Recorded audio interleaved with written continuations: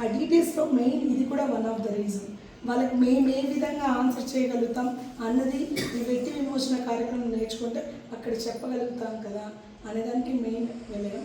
పిల్లల ప్రోగ్రాంలు ఏవైనా కూడా అటెండ్ చేయడానికి సిద్ధంగా ఉంటాం. ఎందుకంటే పిల్లలకి మళ్ళీ ఇక్కడ జరిగింది మళ్ళీ వాళ్ళకి చెప్తాం, ఇలా ప్రోగ్రామ్ జరిగింది, ఇలా లేబర్ డిపార్ట్మెంట్ నుంచి ఆఫీసర్స్ ఉన్నారు, ఇలాంటి ఎన్జిఓస్ ఉన్నాయి, మీరు ఎక్కడ వర్క్ చేసినా పట్టేస్తారు అనేసి చెప్పగలిగేదానికి ఈ ప్రోగ్రామ్ మాకు ఒక హెల్ప్ అయింది. కాబట్టి వ్యక్తి విమోచన కార్యక్రమం చేయడం, దాంట్లో ఒక మెంబర్గా ఉండడం, మమ్మల్ని మేము కలుపుకోవడం, మేము దీని గురించి సబ్జెక్ట్ ఇంకా బాగా నేర్చుకొని అడ్మిషన్స్ ఇచ్చిన వాళ్ళకి ఈ నైట్ షెల్టర్స్ కూడా పోలీస్ వాళ్ళు తీసుకొస్తారు, ఆ కేసు హిస్టరీస్ కూడా ఇవే ఉంటాయి. కాబట్టి ఇవన్నీ తెలుసుకోవడం వల్ల మేము ఇంకా బాగా అప్రోచ్ అయ్యి ఈ ఆర్ఫన్స్ లిస్ట్ని, సెమీ ఆర్ఫన్స్ లిస్ట్ని, పెద్దవాళ్ళని కంట్రోల్ చేయగలుగుతామని ఈ ప్రోగ్రాంలో జాయిన్ అయ్యాం.